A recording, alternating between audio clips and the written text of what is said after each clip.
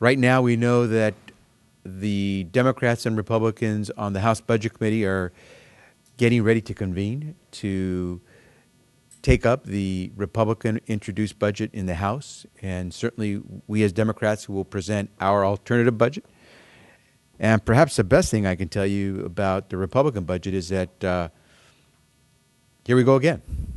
It'll be another interesting ride with the Romney, or should I say Ryan budget.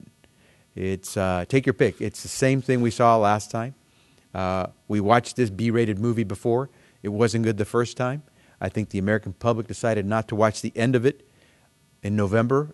They sent a clear message that they wanted something different than this Romney-Ryan proposal that hurts Americans. And what we see today is a budget that, while Republicans claim to balance the budget, what they failed to tell the American people is that it is a job killer. We know, in fact, that with Republicans keeping the sequester that they have favored, that will cost Americans out in our country some 750,000 jobs. And we're now being told by some of the economic analysis being done on this plan that it's likely to lose a total of 2 million jobs when it's fully implemented. And the last thing our economy needs is to have jobs lost. We are gaining jobs over the last 3 years. More than 6 million jobs have been created in this country. We saw 250,000 jobs created last month. And that's with Republicans putting their foot on the brake of economic growth. The last thing we need is to go back to failed policies proposed by Republicans. The last thing we need to do is regurgitate the campaign of 2012, the Romney-Ryan budget. And we're here to say that there is a better way. There is a balanced way. And Democrats are prepared to present that balanced way both in the Senate and the House. And we're very much looking forward to having that debate with not just our Republican colleagues, but with the American people to discuss how best to move this country forward.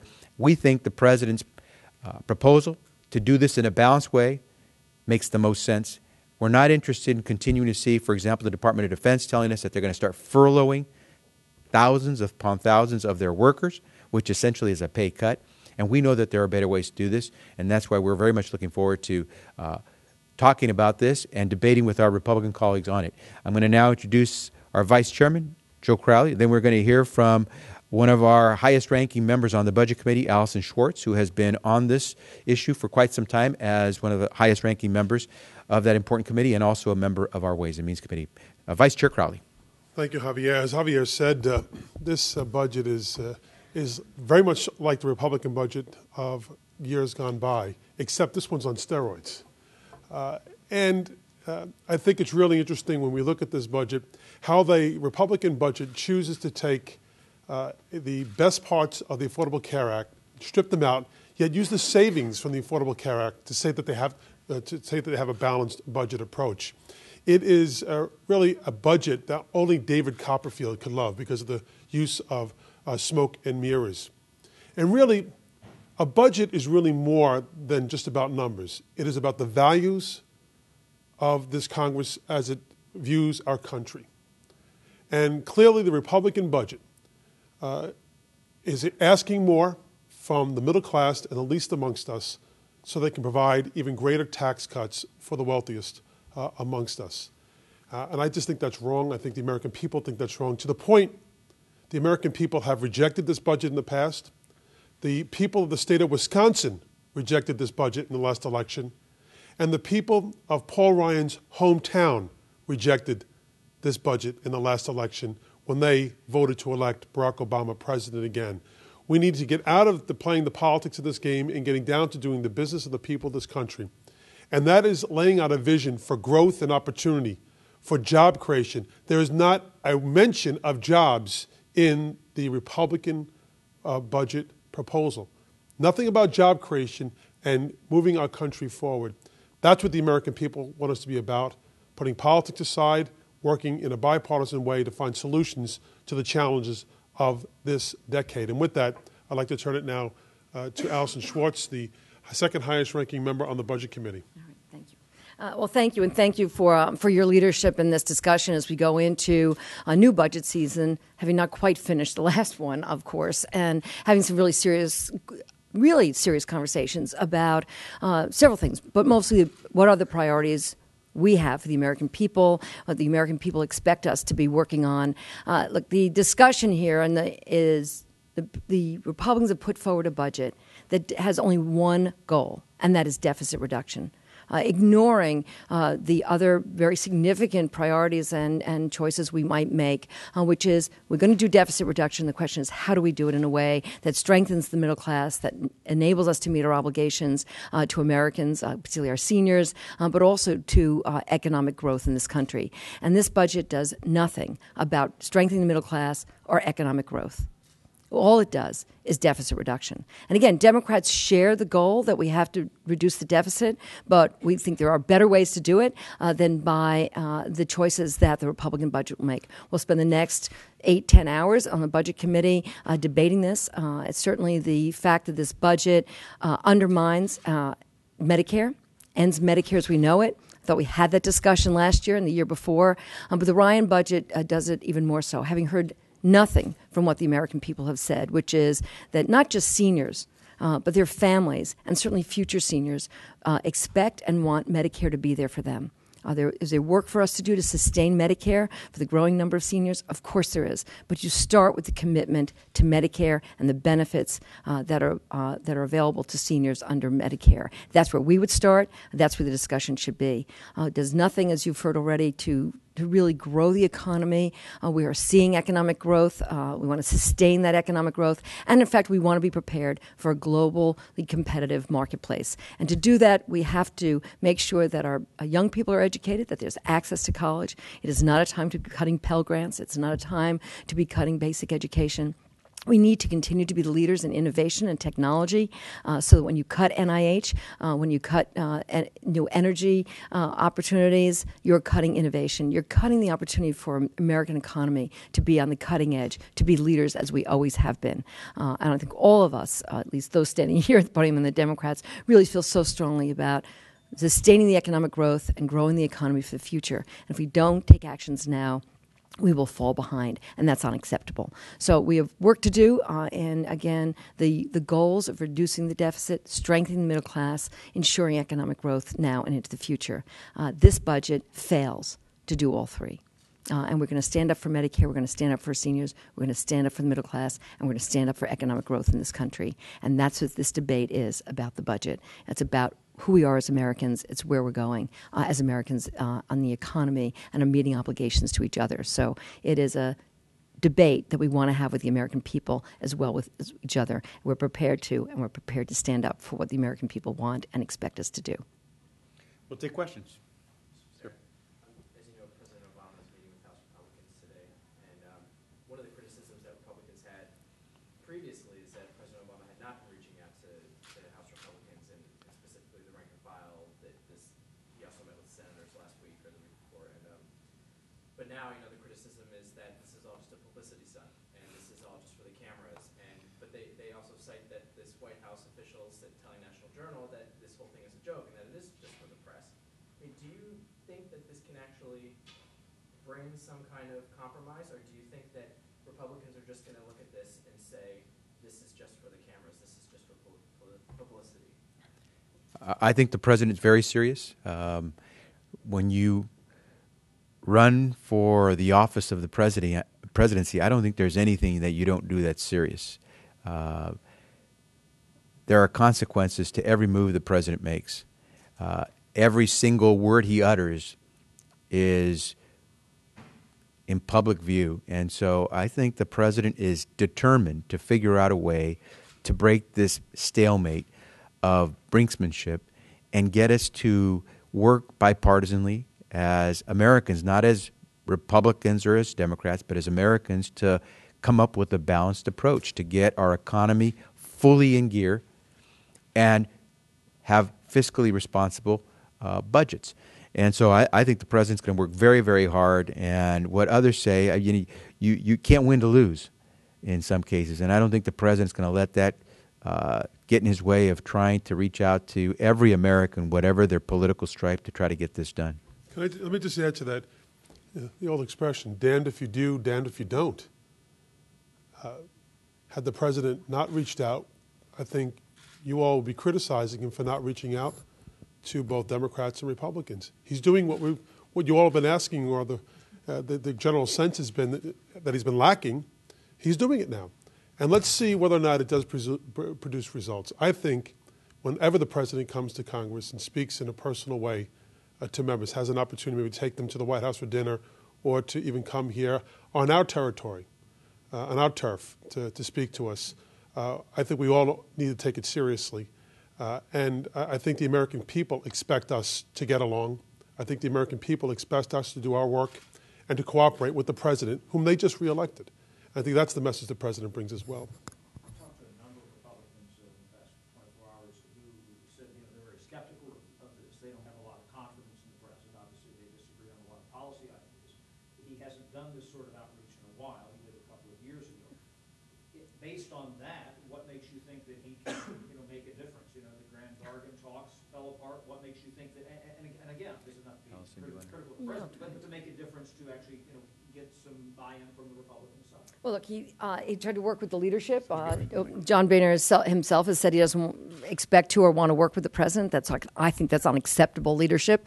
But there has got to be every way to move forward. The president's serious about and working towards a longer-term picture of how we solve these deficit issues that we have.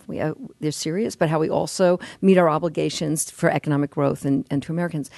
He's trying every which way there is. He invited Paul Ryan to the White House. They had a conversation. He's reached out to leadership, and he's also reaching out, of course, to rank and file. And he's doing so in the Senate and the House. It certainly can't hurt, and hopefully it helps. But I think we're looking for common ground. The president and all of us have said we're willing to have that discussion, we're willing to compromise, we're willing to work things out. There is a keen difference of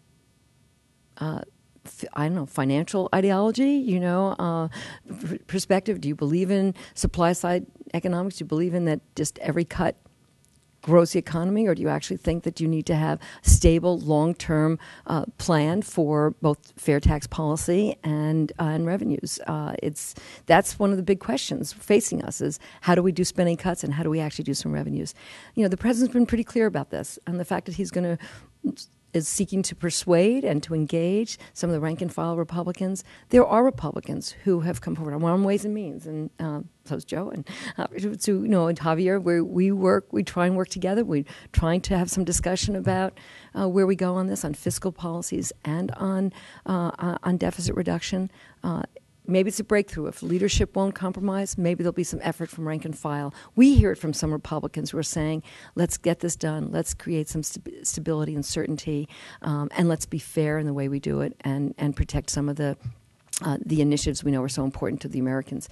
What it works or not, we don't know. We're going to see. But the president's a serious guy. I agree with what Javier says. He's not doing this just because, why not? He's doing it because he's hoping that there can be some pressure within the Republicans to actually work things out. But didn't that, you said, you're glad he's meeting with them. He met with Paul Ryan last week. His budget doesn't reflect it. Doesn't reflect it at all.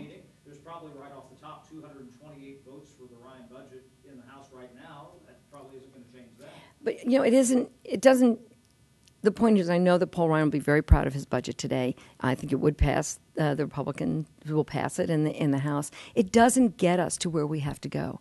It really does not move us forward to have introduced a budget that has not only been rejected in previous years by Congress, but rejected by the American people. We really need the Republicans to be partners in finding that common ground and moving us forward and actually getting a budget and appropriations bills, as you know, is really the issue, to really make these decisions for the short term and the long term. We're in a tough place right now, but there's every reason why we continue to stand up and say we are willing to find that common ground. We need to have partners in this, and that's what the president's saying as well. Let me just, John Lennon had a song, Give Peace a Chance. He hasn't even come here yet, and already we're criticizing him coming here or what his motivations are. Let's hear what the president has to say. Let's hear what the president says to the Republican caucus, and I'm hoping to hear from him tomorrow. And I think Javier would agree. When President Bush came to the Congress, we were highly suspect of his motivations from time to time, but we listened to him. and we respected the office. And I think we need to get back to that point. Respect the office of the presidency, and let's hear him out. Let's hear what he has to say. And let's see him use some of those skills to bring us together. He's bringing the American people together. He brought us together in this election, and they've spoken. And I think now it's really, I think, a time for the president to lay out, maybe in a more personal way, to members about this vision that he has. He has a vision for America. They may not like it, but he has a vision. Let's hear him deliver personally. The president spoke yesterday with Senate Democrats and talked more about the need to reform entitlements, maybe even look at some cuts to entitlements. He's talked about changes he had before. Majority of House Democrats have, signed on to this letter in the Progressive Caucus saying no, we'd absolutely not support something like that. I mean, what are you looking to hear from him in terms of entitlement reform, or is there anything that you guys would accept? Well, I think the important part is to listen, because it looks like too many folks in Washington don't listen. And as Joe pointed out, give the guy a chance. And I think on the Democratic side, we don't totally agree with the president on everything. We're human beings, as he is. But we're willing to listen. And we know the president is serious about coming up with a balanced way of resolving our deficits, getting our economy back on track, and creating jobs for Americans. And so balance is perhaps the thing that we're going to be hoping to hear most from the president. And those of us who believe that these earned benefit programs like Social Security and Medicare, where people pay into them over their lifetime, someone still has to explain to me why Social Security, which has never contributed a penny to the deficit or to the national debt, should be used to pay for our excessive spending elsewhere, whether it's unpaid for wars in Iraq and Afghanistan, whether it's for the Bush tax cuts that went principally to the wealthy. We don't want to see those bedrock programs that have allowed people to survive these recessions be taken away, especially when people paid for them. But we're here to listen, especially to our leader, to figure out where we have to go. I will say one thing. I would hope that my Republican colleagues would know that elections have consequences. And the public did speak. And the public did say that they wanted to reelect the president, Barack Obama, for another 4 years, knowing fully well where he stood on the economy and the budget, knowing fully where Mitt Romney and Paul Ryan stood on the budget and the economy. And yet here we are again seeing Chairman Ryan present essentially the same budget, as Joe Crowley said, on steroids, to the Congress and to the American people. So it really is time for all of us to listen and then see if we can hear the loudest voice, which is coming from the American public, who are saying, get something done. And so we're prepared to get something done, but not at the cost of jobs, not at the cost of the most important bedrock programs that people have paid for. We want to do it in a smart way. So let's stop spending money by giving companies tax breaks to send jobs overseas, and let's invest in making sure that we have jobs created in America. Let's stop sending money to yacht owners who get to discount the price of their yacht at taxpayer expense, and let's start investing in creating the best ports, the best highways, the best rail systems in America again. And so we think we can get this done in a balanced way. Can I just add to that? Our Republican colleagues have done a great job in equating entitlements with welfare. It's remarkable. This aura about entitlements as though it's some type of giveaway. As Javier has said, these are earned benefits. They were created under Democratic administrations with Democratic Congresses. It will be Democratic Congresses and a Democratic administration that will preserve and protect Social Security and Medicare for generations to come. And I will suggest this. President Obama is in our generation. And I think he is sensitive to ensuring that those benefits are there for not only our generation, but for generations to come. Any changes that will be made will affect Javier, myself, and the president, and our generation. And as I said, for many, many years to come. We're very sensitive to this, keenly aware of our challenges. But as Javier said, the Social Security particularly does not add to the deficit. It is not something that's driving the deficit higher. And I think it is a special compact between the American people and the government and the people. I dare say that some of my Republican colleagues' parents, if you ask them whether it's an entitlement or a welfare program, they'll know the difference between an earned entitlement and a welfare program. They should stop muddying the waters for the American people. This is something they've earned and something that ought to be protected. Any final? Yes, sir. Chris Van Hollen's going to introduce your alternative budget next week. I'm wondering what you're hearing from the caucus about what they want to see in that document, particularly on Medicare and entitlement reform, because you've been pretty successful politically going after the Ryan budget, and this one, again, this year cuts Medicare benefits. So it's a good political messaging opportunity for you guys. Do you want to see entitlements addressed in that budget for the sake of deficit reduction, or do you think that risks undermining your political message? I think we've always been prepared to improve the programs, reform them in ways that preserves them versus kills them. And so I think we're ready to tackle any subject, whether it's Medicare, Medicaid. We've seen how you can improve these programs. We did it in the Affordable Care Act, where we actually extended the life of Medicare and improved it. Republicans, interestingly enough, in their budget, they will eliminate all the improvements made to Medicare, including the preventative care that seniors now get without co-pays to keep them healthier, and therefore they won't cost the American public and taxpayer more money when they get seriously ill. They remove the elimination of the donut hole. We closed that donut hole that cost American seniors a great deal of money, caused them to have to pay out of pocket a whole lot of money for their prescription medication. We were eliminating that gap that caused Americans who are on Medicare a great deal of money. They return those bad old days of having that donut hole, yet at the same time that they're killing all the benefits, they're keeping all the savings. So where they railed against Democrats for coming up with over $700 billion in savings in Medicare, because you can find savings in Medicare, obviously. Taxes. And they keep all those savings in Medicare, $700 billion, and use them, but not as we did, to improve services and benefits for Medicare. So there are ways to do it. Our budget will reflect what our priorities are as Americans who are Democrats, but we believe our budget will reflect not just our priorities, but our values of where we stand. And as Joe and I have said, when you pay for something, you've earned it.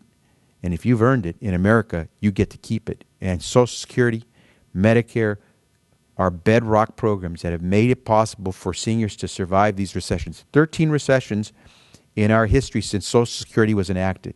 Never once has Social Security failed to pay on time and in full without ever adding to the deficits. And one last point. I heard some of my Republican colleagues from the Senate yesterday actually allege that Social Security was going to go bankrupt in 2033, I think the date was. I'm going to tell you right now, when people start to use those scare tactics and untruths, we're in trouble, because it's now he said, she said, but the facts are this. One, by law, Social Security can never go bankrupt or add a penny to the deficits. And they should know that. Our Republican colleagues should know the law. Social Security can never add to the deficit. It can only pay out what it has. And so while in 2030, we may find some seniors in 2030 in jeopardy of not getting the full benefits they were expecting, our government will never end up spending more money through Social Security than it has available to it. And I think it's shameful for anyone to claim that Social Security will go bankrupt or is broke, when in fact it has over $2.5 trillion right now in surplus.